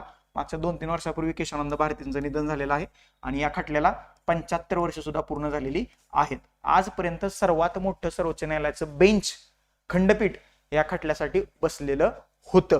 आणि या खटल्याअंतर्गतच भारताच्या राज्यघटनेची मूलभूत संरचना, basic structure of Indian constitution ठरवण्यात आलेली आहे. ती रिजिड आहे का? नाही, ती फ्लेक्झिबल आहे. सर्वोच्च न्यायालय काय म्हणतंय, आम्हाला जेव्हा जेव्हा वाटेल की हा भाग राज्यघटनेच्या मूलभूत संरचनेमध्ये अंतर्गत येतो त्यावेळेस तो आम्ही डिक्लेअर करू. येते लक्षात? घटना दुरुस्तीवरती निर्बंध आणण्याचं काम इनडायरेक्टली केशवानंद भारती विरुद्ध केरळ राज्य या खटल्याअंतर्गत करण्यात आलेलं आहे. सर्वोच्च न्यायालय आणि बेसिक स्ट्रक्चर लक्षात ठेवा, मूलभूत संरचना. आलं लक्षात? That's it. चलो पुढे जाऊया. बघा आता खटल्याचे 2च क्वेश्चन होते, म्हणजे या वर्षात त्यांनी 2च प्रश्न विचारलेले आहेत. आता सगळ्यात महत्वाचा आणि तुमच्या आवडता विषय जो आहे तर तो आहे पाठांतराचा भाग, कलमे आणि परिशिष्ट. मे बी याच्यावरती सर्वाधिक जास्त प्रश्न आहेत. 11 वगैरे काहीतरी याच्यावरती प्रश्न आहेत. 11 प्रश्न आहेत. परंतु हे थोडंसं फास्ट फॉरवर्ड घेऊया, कारण हे तुम्ही कधी ना कधी हे वाचले. काही जणांचे पाठ असतील, काही जण मला सुद्धा सांगते सर हे नाही हे बरोबर आहे, ते नाही हे बरोबर आहे. तर थोडंसं आपण फास्ट जाऊया. मागच्याच एक्सप्लेनेशन मध्ये मी तुम्हाला काय सांगितलेलं आहे, ह्या अनुसूच्या म्हणजेच परिशिष्ट, अनुसूची म्हणजेच परिशिष्ट, आणि त्याला इंग्लिशमध्ये शेड्यूल असं म्हटलं जातं किंवा स्केड्यूल, काय म्हणाच ते म्हणा, शेड्यूल म्हणा, स्केड्यूल म्हणा, काही म्हणा, नाहीतर मग मराठीत अनुसूची म्हणा. ही राज्यशास्त्राची परिभाषा आहे अनुसूचीवाली. आणि परिशिष्ट ही आपल्या दररोजच्या बोलीभाषेतला तो शब्द आहे. तर राज्यघटनेत एकूण 12 अनुसूच्या, परिशिष्ट किंवा शेड्यूल आहेत. तर त्याच्यातलं त्यांनी काय विचारले, भारतीय राज्यघटनेच्या कोणत्या अनुसूचीमध्ये प्रत्येक घटक राज्य व केंद्रशासित प्रदेशासाठी राज्यसभेतील जागा वाटपाबाबतची तरतूद करण्यात आलेली आहे. मग अशी सांगितले तुम्हाला 4थं परिशिष्ट जे आहे त्याच्यामध्ये हे तरतूद करण्यात आलेली आहे. 4थं परिशिष्टामध्ये. कितव्या? 4थ्या. पर्याय क्रमांक 4 आपल्या प्रश्नाचं या ठिकाणी बरोबर उत्तर आहे. परिशिष्ट 1 मध्ये राज्य आणि त्याच्याशी संबंधित प्रदेश याच्याबद्दलची तरतूद पहिल्या परिशिष्टामध्ये करण्यात आलेली आहे. दुसऱ्या परिशिष्टामध्ये वेतन आणि भत्त्यांबाबतची तरतूद आहे. तिसऱ्या परिशिष्टामध्ये शपथांचे नमुने आहेत, हे लिहून घ्या तिथं पुढंच. शपथांचे नमुन्याबद्दलची तरतूद ह्या तिसऱ्या परिशिष्टात. आणि 4थं परिशिष्ट विविध राज्य आणि केंद्रशासित प्रदेशातल्या राज्यसभेतील जागा 4थ्या परिशिष्टात. म्हणजे लक्षात कसं ठेवायचं, माणूस मेल्यानंतर किती जणांचा गंधावरून जातो? 4 जणांचा. काही तुम्ही ट्रिक बघा, एक गोष्ट लक्षात ठेवा, मी तुम्हाला किती जरी चांगल्या ट्रिक सांगितल्या तुमच्या लक्षात नाही राहणार. त्याच्यामुळे तुम्हाला जशा आणि कशाही ट्रिक बनवा, पण काहीतरी लक्षात ठेवा काहीतरी करून. तुम्हाला जे वाटेल ते ट्रिक बनवा. आलं लक्षात. ही परिशिष्ट लक्षात ठेवण्याची मी ट्रिक्स तुम्हाला सांगितली होती. Tears of old PM. आता हे इंग्लिशमध्ये आहे, इंग्लिशमध्ये थोडंसं अवघड आहे, त्याच्यामुळे मराठीत जसं तुम्हाला वाटतंय तसं तुम्ही लक्षात ठेवा. त्याच्याबद्दल मी तुम्हाला काय सांगणार नाही, कारण काही लोक एवढ्या चांगल्या ट्रिक्स बनवतात की त्या ओपनली सांगायला सुद्धा थोडीशी भीती वाटते. आलं लक्षात. म्हणजे एवढ्या चांगल्या असतात त्या. त्याच्यामुळं बघा, ज्याच्याची ते ट्रिक आहे, म्हणजे त्या ट्रिकच्या माध्यमातून तुम्ही उत्तरापर्यंत पोहोचू शकत असाल किंवा पोहोचत असाल तर त्याच्यावरती ऑब्जेक्शन घेणारा मी कोण. त्याच्यामुळे बनवा, काही बनवा, पण उत्तरापर्यंत पोहोचा, ते सगळ्यात महत्वाचं आहे. इंटरेस्टिंग प्रश्न आहे हा. काय म्हणतोय बघा, घटनादुरुस्ती संबंधित असणारा अजून एक अतिशय महत्वाचा आणि मला हा आवडणारा प्रश्न. याच्यावरती मी आपल्या टेस्ट सिरीज मध्ये पण प्रश्न डिझाईन केला होता. सध्या भारतीय राज्यघटनेच्या 8व्या परिशिष्टामध्ये 22 भाषा आहेत का? 8वं परिशिष्ट भाषा संबंधी आहेत. सध्या 22 भाषा आहेत का? अब्सोल्युटली करेक्ट आहे, 22 भाषा आहेत. त्यापैकी कोकणी, नेपाळी या भाषांचा समावेश 92वी घटनादुरुस्ती अधिनियम 2003 नुसार करण्यात आलेला आहे. आपल्याला काय करायचं, योग्य विधान ओळखायचं आहे. तर ही 92वी घटनादुरुस्ती नव्हती, ही 72वी घटनादुरुस्ती होती की जी 1992 साली करण्यात आली होती. या घटनादुरुस्तीने 3 भाषा ऍड करण्यात आल्या. त्याच्यामध्ये मणिपुरी, त्याच्यानंतर आहे दुसरी कोकणी आणि तिसरी आहे नेपाळी. या 3 भाषांचा समावेश 72वी घटनादुरुस्ती 1992 नुसार 8व्या अनुसूचित करण्यात आला. ब विधान चुकीचं आहे. पर्याय क्रमांक 1 जो आहे तर आपल्या प्रश्नाचा उत्तर आहे. 92व्या घटनादुरुस्तीने 4 भाषा ऍड करण्यात आल्या. कुठल्या कुठल्या? बोडो, तुम्ही ते लक्षात ठेवलं असेल बघा, बोडो मास, बोडो, डोगरी, मैथिली आणि संथाली. या 4 भाषांचा समावेश 92वी घटनादुरुस्ती 2003 नुसार 8व्या परिशिष्टात करण्यात आला आणि टोटल सध्या 8व्या परिशिष्टात 22 भाषांचा समावेश आहे. सध्या मैथिली ही भाषा आणि मैथिली ही व्यक्ती चर्चेत आहे, कारण बिहारची निवडणूक नुकतंच संविधानाच्या मैथिली भाषेतील आवृत्तीचं प्रकाशन करण्यात आलं, हे लक्षात ठेवा. आणि मैथिली ठाकूर नावाची भारतातली सर्वात कमी वयाची व्यक्ती आमदार झाली आहे बिहारमधनं. आणि त्याच बिहारमध्ये, म्हणजे मी खरं तर नाही बोलायला पाहिजे परंतु राहत नाही, एक लेडी आमदार म्हणून निवडून आली आहे. आणि जो त्यांना एक पेपर दिला जातो शपथ घेण्यासाठी, त्याच्यावरती लिहिलंय त्या महिलेला तेही वाचता येत नाही. म्हणजे तुम्हाला अधिकारी होण्यासाठी तुम्हाला ग्रॅज्युएट झालेली लोक पाहिजे आणि आमदार होण्यासाठी मात्र निरक्षर व्यक्ती चालू शकतात. म्हणजे विचार करण्यासारख्या या गोष्टी आहेत. त्याच्यामुळं बघा कुठलं क्षेत्र किती चांगलं आहे आणि कुठलं क्षेत्र निवडायचं. मैथिली भाषा लक्षात ठेवा, कारण नुकतंच संविधानाची मैथिलीतली आवृत्ती, मैथिली भाषेतली आवृत्ती प्रकाशित झालेली आहे. ओके, आता भाषांचा विषय निघालायच तर थोडंसं अभिजात भाषांबद्दल सुद्धा मी बोलून घेतो, कारण संधी मिळाल्यावर मी चान्स मारा सोडत नाही.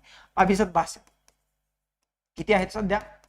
11 आहेत. 11 2000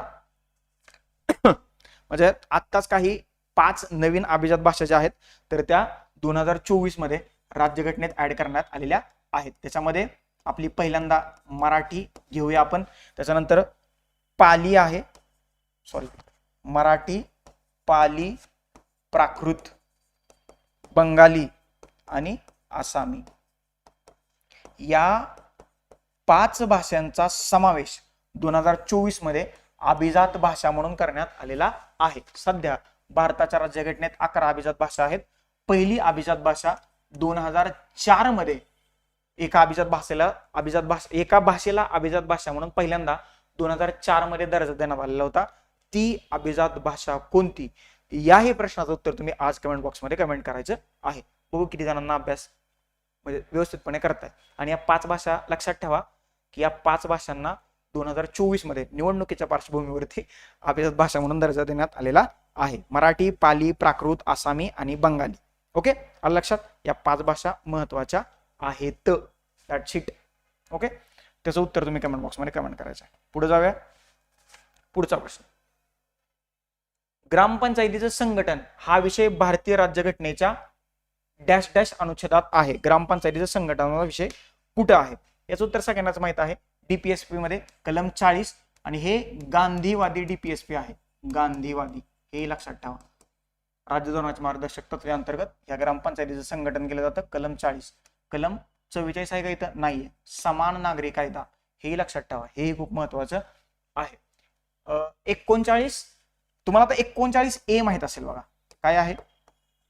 कायदेशीर मोफत सहाय्याची तरतूद जी आहे तर 39A मध्ये करण्यात आलेली आहे. याच्यावरती प्रश्न आयोगाने ऑलरेडी विचारलेला आहे. आणि 39 काय आहे, राज्य संस्थेने पाठपुरावा करावा अशी धोरणाची विशिष्ट तत्वे 39 मध्ये मांडण्यात आलेली आहेत. ओके. 42 मध्ये कामाच्या ठिकाणी रास्त वागणूक आणि मातृत्व काय म्हणतो आपण त्याला देखभाल वगैरे याच्या तरतुदी 42 मध्ये करण्यात आलेल्या आहेत. आणि 41 मध्ये आहे तर कामाचा शिक्षणाचा हक्क, ओके, आणि लोकसहभागाच्या तरतुदी 41 मध्ये करण्यात आलेल्या आहेत. समजलं. DPSP बद्दल आहे सगळं. Directive principle of state policy, कलम 36 ते 51 भाग 4. हे पाठ झालं असेल एवढ्या वेळेला मी तुम्हाला सांगितलंय. याचं उत्तर आहे पर्याय क्रमांक 2. तेही मी तुम्हाला सुरुवातीला सांगितलं. चलो पुढे जाऊया. पुढचा प्रश्न बघा. कोणती अनुसूची केंद्र आणि राज्यांमधील अधिकारांच्या विभाजनाशी संबंधित आहे? कुठली? 7वी अनुसूची. 7व्या अनुसूची अंतर्गत 7व्या परिशिष्ट अंतर्गत किंवा अनुसूची अंतर्गत 3 सूच्या निर्माण करण्यात आलेल्या आहेत. पहिली आहे केंद्र सूची, दुसरी आहे राज्य सूची आणि तिसरी आहे समवर्ती सूची. आणि या 3 सूच्या अंतर्गत कुठल्या घटकाविषयी कायदा करण्याचा अधिकार कोणाला आहे याची तरतूद राज्य घटनेच्या अंतर्गतच करण्यात आलेली आहे. सगळ्यात महत्वाचा विषय म्हणजे हे परिशिष्ट किंवा ही अनुसूची जरी अधिकार विभागण्याशी संबंधित असली तरी सुद्धा केंद्र आणि राज्यामधील अधिकाराच्या विभाजनाशी संबंधित असणारे एक आर्टिकल आहे 246. याच्यावरती अजून आयोगाने प्रश्न विचारलेला नाहीये. याच्यावरती प्रश्न बनू शकतो. त्यामुळे ते थोडस तुम्ही लक्षात ठेवण्याचा प्रयत्न करून घ्या. नाही लक्षातच ठेवा, जेणेकरून जर का प्रश्न विचारला तर तो तुमचा चुकता कामा नाही. बाकीच्या अनुसूच्या मी 2 वेळा सांगितल्यात, आत्ता काही ते रिपीट करत नाही. पुढे जाऊया. पुढचा प्रश्न काय म्हणतोय बघा. भारताच्या भूभागातील सामाजिक आणि शैक्षणिक दृष्ट्या मागासवर्गीयांच्या स्थितीची चौकशी करण्यासाठी आयोग नियुक्त करण्याचा अधिकार संविधानाच्या कोणत्या कलमाद्वारे राष्ट्रपतींना देण्यात आलेला आहे? मागास आणि शैक्षणिक दृष्ट्या सामाजिक आणि शैक्षणिक दृष्ट्या मागास प्रवर्गाच्या स्थितीचा आढावा किंवा चौकशी करण्यासाठी राष्ट्रपतींना आयोग स्थापन करण्याचा अधिकार कुठल्या कलमांतर्गत देण्यात आला? या प्रश्नाचं उत्तर आहे कलम 340 ओबीसी. ओके. त्यांच्या सामाजिक आणि शैक्षणिक दृष्ट्या मागास प्रवर्ग जो आहे तर त्यांच्या स्थितीची चौकशी करण्यासाठी कलम 340 अंतर्गत राष्ट्रपतींना अधिकार देण्यात आलेला आहे. 342 मध्ये एसटी बद्दलची तरतूद आहे आणि 341 मध्ये SC बद्दलची तरतूद आहे. हे लक्षात ठेवा. ही 2 कलम महत्वाची आहेत. कलम 344 अंतर्गत कार्यालयीन भाषेबाबत संसदेच्या समितीची तरतूद 344 मध्ये करण्यात आलेली आहे. हेही लक्षात ठेवा, एक्स्ट्राची माहिती.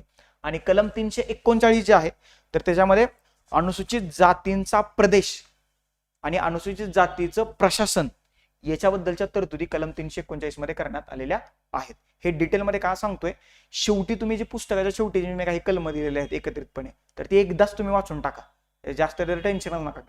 ओके, समजतंय? आलं लक्षात? चलो पुढे जाऊया. पुढचा प्रश्न. खालीलपैकी योग्य विधाने ओळखा. ओळखली का? ओळखली असतील अगोदरच. बघा पहिलं विधान काय बघा. उपराष्ट्रपती हे राज्यसभेचे पदसिद्ध सभापती असतील व ते कोणतेही अन्य लाभाचे पद धारण करणार नाहीत. सभापती म्हणतात इथं किंवा कधी कधी इथं अध्यक्षही म्हणतात, त्यामुळे दोन्हीचा अर्थ जवळजवळ एकच आहे. पहिलं विधान बरोबर आहे. उपराष्ट्रपती जेव्हा अनुच्छेद 65 अन्वये राष्ट्रपती म्हणून कार्य करतील किंवा राष्ट्रपतींचे कार्य पार पाडतील तेव्हा असा कोणताही कालावधीत ते राज्यसभेच्या सभापती पदाची कर्तव्य पार पाडणार नाहीत. जर का राष्ट्रपती पदावरती नसतील, त्यांचा मृत्यू झाला असेल किंवा बाहेर कुठे गेले असतील तर त्यावेळेस जर का उपराष्ट्रपतींना राष्ट्रपतीची कार्य पार पाडावी लागली असतील कलम 65 नुसार तर ते राज्यसभेचा सभापती म्हणून कार्य पार पाडू शकत नाहीत. ब ही विधान या ठिकाणी आपल्याला बरोबर असल्याचं दिसतंय. तिसरं विधान बघा. अशा कोणत्याही कालावधीत जेव्हा उपराष्ट्रपती हे राष्ट्रपती म्हणून कार्य करतील तेव्हा अनुच्छेद 97 अन्वये राज्यसभेच्या सभापतींना प्रदेय असलेले कोणतेही वेतन व भत्ते मिळण्यास हकदार असेल. हे विधान जे आहे तर ते चुकीचं आहे. तुम्ही म्हणणार एवढं मोठं विधान दिले चुकवलंय का? आता ते आयोगाला विचारा का चुकवलंय बघा. म्हणजे उपराष्ट्रपती जर का राष्ट्रपती म्हणून कार्य पार पाडत असेल तर त्याला राष्ट्रपती म्हणूनच वेतन मिळतं, त्याला राज्यसभेचा अध्यक्ष किंवा सभापती म्हणून वेतन मिळत नाही. तरी तो हकदार नसेल. एक शब्द फिरवला असता हा प्रश्न बरोबर, म्हणजे हे वाक्य बरोबर आलं असतं. अ आणि ब आपलं उत्तर आहे, कारण ती दोनच विधानं बरोबर आहेत. कलम 97 मध्ये राज्यसभेचा किंवा लोकसभेचा अध्यक्ष, उपाध्यक्ष, सभापती, उपसभापती यांच्या वेतनाची तरतूद कलम 97 मध्ये करण्यात आलेली आहे. हे लक्षात ठेवा. बरोबर आलं लक्षात. पर्याय क्रमांक 1 जे आहे तर आपल्या प्रश्नाचं योग्य उत्तर या ठिकाणी आहे. पहिलं विधान बरोबर आहे, दुसरं विधान बरोबर आहे, तिसरं विधान चुकीचं आहे. कारण उपराष्ट्रपती ज्यावेळेस राष्ट्रपती म्हणून कार्य पार पाडतो तर त्याला राष्ट्रपती म्हणूनच वेतन मिळतं, आणि उपराष्ट्रपतीला उपराष्ट्रपती म्हणून काय काम असतं का? नसतं. त्याला जे काम काय पार पाडायचं असतं तर तो राज्यसभेचा अध्यक्ष किंवा सभापती म्हणूनच काम पार पाडायचं असतं, आणि त्याला जे वेतन किंवा भत्ते किंवा ज्या काय बाकीच्या सगळ्या गोष्टी मिळतात तर ते राज्यसभेचा सभापती म्हणूनच मिळतात. हेही लक्षात ठेवा. चलो पुढे जाऊया. पुढचा प्रश्न, खालीलपैकी योग्य विधान किंवा विधाने आपल्याला ओळखायची आहेत. कलम 137 अनुच्छेद 137 संसदेने केलेल्या कोणत्याही कायद्याच्या तरतुदींच्या किंवा अनुच्छेद 145 अन्वये करण्यात आलेल्या कोणत्याही नियमांना अधीन राहून सर्वोच्च न्यायालयाला त्याने अधिघोषित केलेला कोणताही न्यायनिर्णय किंवा केलेले आदेश याचं पुनर्विलोकन करण्याचा अधिकार असेल. जर का इथं सरळ सरळ असं म्हटलं असतं, कलम 137 अंतर्गत सर्वोच्च न्यायालयाचा ज्युडिशियल रिव्ह्यू किंवा न्यायिक पुनर्विलोकन करण्याचा अधिकार, एवढं एक्सप्लेनेशन देण्याची काय गरज होती का? नव्हती. हे विधान बरोबर आहे. ज्युडिशियल रिव्ह्यू ची तरतूद करण्यात आलेली आहे. पुढचं बघा कलम काय आहे, पुढचं वाक्य बघा. कलम 141 कलम नाही ते अनुच्छेद, इथं शब्द प्रयोग आहे. अनुच्छेद 141 सर्वोच्च न्यायालयाने घोषित केलेला कायदा भारताच्या राज्य क्षेत्रातील सर्व न्यायालयावरून बंधनकारक असेल अशी तरतूद करतो. तर हेही बरोबर आहे. याचं उत्तर आहे पर्याय क्रमांक 3. अ आणि ब ही दोन्ही विधानं बरोबर आहेत. लक्षात ठेवा, हा प्रश्न सर्वोच्च न्यायालयावरती आलेला आहे, आणि कंबाईनच्या दृष्टीनं आपण जे आयोगाची चौकट तयार केलेली आहे त्याच्यामध्ये ही सर्वोच्च न्यायालयाचा समावेश नाही. परंतु ही कलमांवरती जर का तुम्हाला प्रश्न विचारला गेला तर त्याचं उत्तर तुमचं चुकता कामा नये.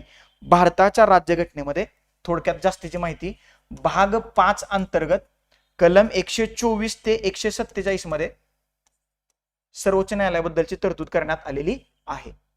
ओके. आणि 1935च्या कायद्यानं फेडरल कोर्ट किंवा संघ न्यायालयाची स्थापना करण्यात आली होती. 1935चा कायदा महत्वाचा आहे. आणि 1937 मध्ये भारताच्या पहिल्या फेडरल कोर्टची स्थापना सुद्धा आपल्याला झाल्याचं दिसतं. आर्टिकल 124 मध्ये सर्वोच्च न्यायालयाची स्थापना आणि निर्मितीची तरतूद करण्यात आलेली आहे, आणि 216 मध्ये उच्च न्यायालयाच्या स्थापनेची तरतूद करण्यात आलेली आहे. 124 आणि 216 या ठिकाणी संपला विषय. चलो पुढे जाऊया. पुढचा प्रश्न काय म्हणतोय बघा. अनुच्छेद 370 अंतर्गत कोणत्या राज्याला विशेष दर्जा दिलेला आहे? पण आता हा विशेष दर्जा जो आहे दिलेला होता होता, म्हणजे सध्या काय आहे तर सध्या तो विशेष दर्जा काढून घेण्यात आलेला आहे. तर जम्मू काश्मीरला पर्याय क्रमांक 3 हे आपल्या प्रश्नाचं उत्तर आहे. राज्यसेवेला 371च्या अनुषंगाने एक प्रश्न विचारलेला होता, स्पेशल स्टेटस 371. याच्यामध्ये महाराष्ट्र आहे का? महाराष्ट्र पहिल्यांदा याच्यामध्ये. गोवा, मणिपूर या दोन राज्यांना कलम 371 अंतर्गत स्पेशल स्टेटस जे आहे तर ते देण्यात आलेलं आहे. 371 I मध्ये गोव्याचा समावेश आहे, आणि 371 C मध्ये मणिपूरचा समावेश आहे. बिहारची मागणी चालू आहे स्पेशल स्टेटसची. जर का तुम्ही सोनी लाईव्ह वरची किंवा लिव्ह वरची महाराणी नावाची सिरीज जर का तुम्ही पाहत असाल तर त्याच्यामध्ये या स्पेशल स्टेटस बद्दल बिहारच्या चर्चा झालेली आहे. चांगल्या वेब सिरीज नक्की पाहत चला. म्हणजे स्पेशल ऑप्स, फॅमिली मॅन, महाराणी ह्या बेस्ट वेब सिरीज वाटतात की ज्याच्यामधून आपल्याला काहीतरी शिकायला मिळेल. भारताची व्यवस्था, कधी कधी स्पाय सिस्टीम कशी चालते, इलेक्शनची सिस्टीम कशी चालते, स्पेशल स्टेटसचा काय रोल असतो, इलेक्शन घडामोडी घडतात कशा, चांगल्या वेब सिरीज नक्की, चांगल्या गोष्टी नक्की पहा, ऐका, त्या आत्मसात करा, त्याच्यावरती कृती करा, त्याच्यावरती ऍक्शन करा, पण करा. चांगलं काहीतरी करणं गरजेचं आहे. 371 आणि आत्ता काय प्रश्न विचारला होता राज्यसेवेला, खालीलपैकी कलम 371 नुसार कुठल्या राज्यांना विशेष राज्याचा दर्जा देण्यात आलेला नाही किंवा समावेश होत नाही, त्यासाठी तुम्हाला 371 मधली किती राज्य आहेत ती तुम्हाला माहित असली पाहिजे. या प्रश्नाच्या बाबतीत बोलायचं झालं तर गोवा आणि मणिपूर ही दोन राज्य 371 अंतर्गत येतात. राज्यसेवेला तसा प्रश्न विचारतील का याच्याबद्दल शंका, कंबाईनला तसा प्रश्न विचारतील का याच्याबद्दल मात्र मला थोडीशी शंका आहे. जर का 370 बद्दल त्यांचा विचारून झालाय तर महाराष्ट्र 371 मध्ये येते, मे बी त्याच्यावरती प्रश्न विचारू शकतात. महाराष्ट्र आणि नागालँड एकाच लाईन मध्ये आहेत. Okay, that's it. त्याच्यामुळे तेवढं थोडंसं तुम्ही पाहून घेतलं तर मला बरं वाटेल तुमचा प्रश्न बरोबर आल्यानंतर. बघा पुढे काय प्रश्न आहे, काय म्हणते बघा, भारतीय संविधानाच्या कोणत्या भागात मूलभूत कर्तव्य नमूद आहेत. भाग विचारलाय त्यांनी संविधानाचा आणि किती शब्दाचा प्रश्न आहे हो, 5-6 शब्दांचा प्रश्न तयार केलाय. भाग 4A मध्ये ही मूलभूत कर्तव्य आहेत. त्याच्यातलं कलम कुठला आहे 51A मध्ये. भाग 3 काय आहे सगळ्यांनाच माहित आहे. भाग 3 मध्ये फंडामेंटल राईट्स आहेत 12 ते 35. भाग 5 मध्ये काय आहे, केंद्र सरकारबद्दलच्या तरतूद आहेत. केंद्र सरकार, सरकार लिहितो, केंद्र सरकारबद्दलच्या तरतुदी भाग 5 मध्ये करण्यात आलेल्या आहेत. कलम 52 ते 151. भाग 9 जे आहे तर त्याच्यामध्ये तुम्हाला काय म्हणतो आपण त्याला 73व्या घटना दुरुस्तीच्या अनुषंगानं कलम 243 ते 243O याच्या संबंधीच्या तरतुदी तुम्हाला भाग 9 मध्ये पाहायला मिळतात. म्हणजे 73व्या घटना दुरुस्तीशी संबंधित ज्या काही सगळ्या गोष्टी आहेत तर त्या तुम्हाला भाग 9 अंतर्गत पाहायला मिळतात. एकूण राज्यघटनेत 22 भाग आहेत. सगळे भाग पकडून ती जी संख्या आहे तर ती 29 एवढी झाल्याचं आपल्याला दिसतंय, परंतु मूळ 22 भाग आपल्याला पाहायला मिळतात. समजलं. या प्रश्नाचं उत्तर आहे पर्याय क्रमांक 2 भाग 4A. रोमन लिपीतले हे अंक आहेत, त्याच्यामुळं कन्फ्यूज व्हायचं नाही. हे सगळे भाग तुम्हाला माझ्या पुस्तकाच्या शेवटी मी तुम्हाला एकत्रितपणे करून दिलेले आहेत. पुढचा प्रश्न, अनुसूची 8 मध्ये आत्ताच त्याच्याबद्दल ते बोललोय. अनुसूची 8 मध्ये किती भाषांचा समावेश आहे, तर अनुसूची 8 मध्ये सध्या एकूण 22 भाषांचा समावेश करण्यात आलेला आहे किंवा 22 भाषा अनुसूची 8 मध्ये आहेत. सरळ प्रश्न आहे, त्यामुळे याच्यात काय वाकडे तिकडे काय घुसण्याची गरज नाही. आणि मागच्या प्रश्नाचं एक्सप्लेनेशन करताना याच्याशी संबंधित 71वी घटना दुरुस्ती आणि 92वी घटना दुरुस्ती ह्याच्याबद्दल मी तुम्हाला माहिती दिलेली आहे, ते तुम्ही थोडंसं पाहून घेणं गरजेचं आहे. 8व्या अनुसूचीमध्ये 22 भाषा आहेत हे लक्षात ठेवा. आणि देशात क्लासिकल किंवा अभिजात भाषांची संख्या किती आहे हो, तर ती आहे 11. 22 भाषांमध्ये 8व्या अनुसूचित मराठी आहे का, तर मराठी आहे. अभिजात भाषा म्हणून मराठी आहे का, तर मराठी सुद्धा आहे, हे लक्षात ठेवा. इंडो आर्यन गटातली मराठी भाषा आहे. जगात ज्या सर्वाधिक 15 भाषा बोलल्या जातात तर त्याच्यामध्ये आपली माझी मराठी आहे, ही अभिमानाची गोष्ट आहे, लक्षात ठेवा. लक्षात, इंडो आर्यन गटातली भाषा आहे. जर का मराठी भाषेवरती त्याचा प्रश्न विचारायचा झाला तर ते पॉलिटीच्या दृष्टीने सुद्धा विचारू शकतात ते, किंवा हिस्ट्रीच्या दृष्टीनं की मराठी ही भाषा कुठल्या भाषिक गटातली आहे, तर इंडो आर्यन, हे लक्षात ठेवा. दॅट्स इट, संपला विषय. चलो पुढे जाऊया. पुढचा प्रश्न बघा, संसद सदस्यांना, प्रश्न काय बघा, इंटरेस्टिंग प्रश्न आहे हा. संसद सदस्यांना संसदेत भाषण करण्याच्या स्वातंत्र्याला कोणत्या अनुच्छेदात संरक्षण दिलेलं आहे, तर याचं उत्तर आहे पर्याय क्रमांक 1 105 अंतर्गत. आता हा काय म्हणतो आर्टिकल 19 संबंधित असणारा सुद्धा खटला आहे. म्हणजे संसदेत जे काही बोललं जातं, म्हणजे तुम्ही ते माहिती आहे तुम्हाला, ते कधी कधी शिव्या पण द्यायला लागतात आपण निवडून दिलेले सो कॉल्ड लोकप्रतिनिधी, तर त्याच्याबद्दल कुठल्याही न्यायालयात तुम्हाला काही खटला वगैरे दाखल करता येत नाही. आलं लक्षात, कारण ते लोकप्रतिनिधी आहेत, तिथे ते जनतेचे प्रश्न मांडतात आणि जनतेचे प्रश्न मांडताना जर का काय होत असेल तर त्याच्या विरोधात तुम्हाला न्यायालयात जाता येत नाही. त्याच्यामुळे ते म्हणतात बघा, रेकॉर्डवरनं काढून टाका. रेकॉर्डवरनं काढून टाका म्हणजे काय येतं, तुमच्या माहितीसाठी सांगतो. म्हणजे मला विधानसभेचं जे हिवाळी अधिवेशन आहे, महाराष्ट्राच्या विधिमंडळाचं जे हिवाळी अधिवेशन आहे, तर ज्यावेळेस मी MA करत होतो तर त्यावेळेस आम्हाला त्या अधिवेशनात 8 दिवस सहभागी होता आलं. आणि त्याच्यासाठी मी खूप अभ्यास केला होता तिकडं, कारण ते पहिल्या टॉपरला न्यायचं ना, तर तिथं जायला मिळालं. आणि तो खूप इंटरेस्टिंग प्रोसेस असते. विधानसभेचं किंवा राज्य विधिमंडळाचं कामकाज कसं चालतं हे 8 दिवस मी खूप जवळून पाहिले. म्हणजे एखादी गोष्ट बोलली आणि ते संसदीय भाषेला धरून नसेल तर तो जो सदस्य आहे तर तो पीठासीन अधिकाऱ्याला विनंती करतो की हे रेकॉर्डवरती घेऊ नका, कारण त्या प्रत्येक गोष्टीची नोंद केली जाते संसदेत सुद्धा आणि राज्याच्या विधिमंडळात सुद्धा. येते लक्षात.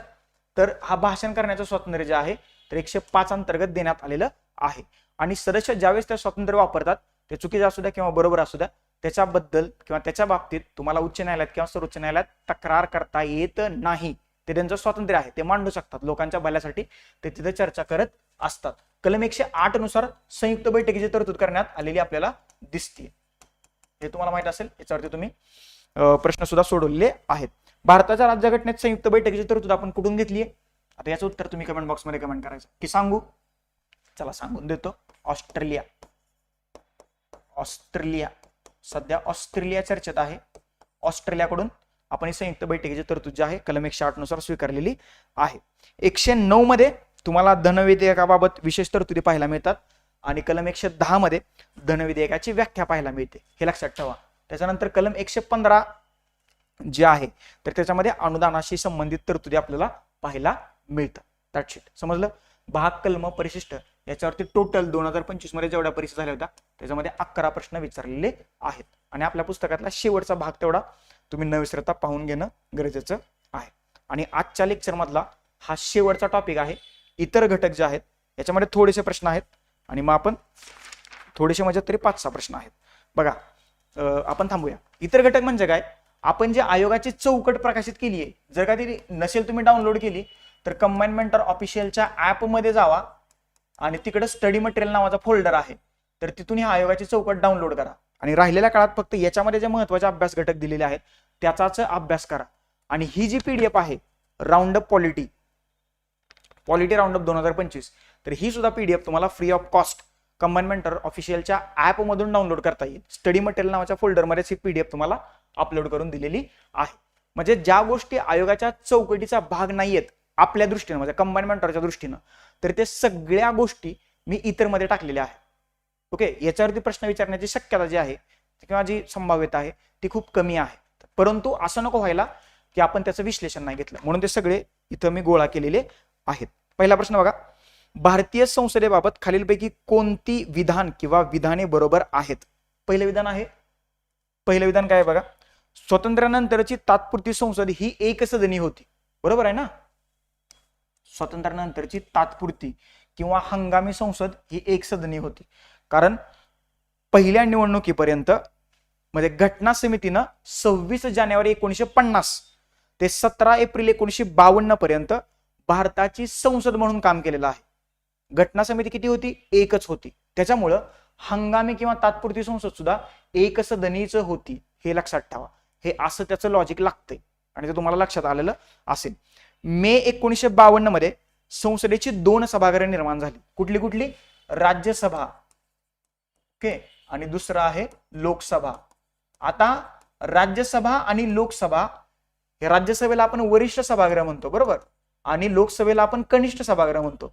भारताच्या राज्यघटनेत किंवा आपल्या राज्यघटनेत राज्यसभेला कुठेही वरिष्ठ सभागृह आणि लोकसभेला कुठेही कनिष्ठ सभागृह म्हटलेलं नाही. आता हे मग कसं ठरवलं गेलं?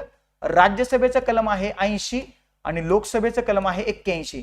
अगोदर राज्यसभेचं कलम येतंय म्हणून राज्यसभेला वरिष्ठ सभागृह म्हटलं जातं आणि लोकसभेचं कलम नंतर येते म्हणून त्याला कनिष्ठ सभागृह म्हटलं जातं, हे लक्षात ठेवा. ओके. आता ही राज्यसभा आणि लोकसभा ही जी नावं आहेत तर ही हिंदी नावं आहेत, हिंदी, आणि ही आपण 1954 मध्ये स्वीकारलेली आहेत. कधी? 1954 मध्ये. हेही लक्षात ठेवा. हिंदी नाव आहेत. That's it. संपलं. तर जास्त फास्ट बोललो का? नाही, स्लो बोललो. चलो पुढे जाऊया. काय आपला प्रश्न काय आहे? तर पहिलं विधान बरोबर आहे, आपले एकसदनीच होती. दुसरं विधान बघा. राज्यसभा सदस्यांचा कार्यकाळ हा अमेरिकन सिनेटच्या सदस्याप्रमाणे आहे. अमेरिकन सिनेटच्या सदस्यांचा कालावधी किती आहे? तर तो 6 वर्ष एवढा आहे. आणि भारतातल्या राज्यसभेच्या सदस्यांचा कार्यकाल किती आहे? तर तो सुद्धा 6 वर्ष आहे. आलं लक्षात? त्याच्यामुळं दुसरं सुद्धा विधान जे आहे या ठिकाणी बरोबर आहे. पर्याय क्रमांक 3 जे आहे तर ते आपल्या प्रश्नाचं योग्य उत्तर आहे. भारतात दर 2 वर्षांनी, ओके, राज्यसभेचा जर का विचार केला तर भारतात दर 2 वर्षांनी 1/3 एवढे सदस्य राज्यसभेतून निवृत्त होतात आणि तेवढेच सदस्य राज्यसभेत नव्यानं नियुक्त केले जातात. राज्यसभेची सदस्य संख्या संविधानात 250 आहे, परंतु सध्या भारताच्या राज्यसभेत 245 एवढे सदस्य आहेत. याच्यापैकी 12 सदस्य जे आहेत तर ते राष्ट्रपती नियुक्त असतात. किती? 12 सदस्य. कला, संस्कृती, क्रीडा, विज्ञान, समाजसेवा याच्यामधून या 12 सदस्यांची राज्यसभेवरती नियुक्ती जी आहे तर ती आपल्याला केली जात असताना दिसून येते. समजलं? आलं लक्षात? चलो पुढचा प्रश्न पाहूया काय म्हणतोय.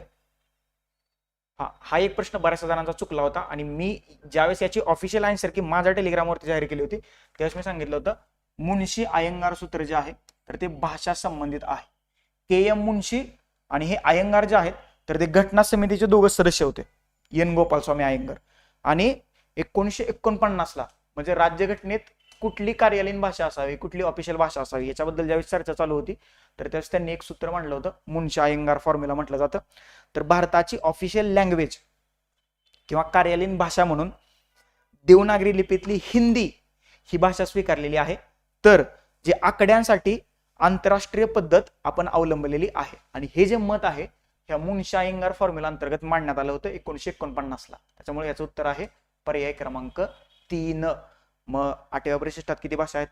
22. अभिजात भाषा किती आहेत? 11. That's it. संपलं. आलं लक्षात? भाषेचं कनेक्शन तुम्ही थोडंसं असं करू शकता. पर्याय क्रमांक 3 या प्रश्नाचं उत्तर आहे. पुढचा प्रश्न, भारतीय राष्ट्रपतीच्या संदर्भात खालीलपैकी कोणतं विधान बरोबर आहे?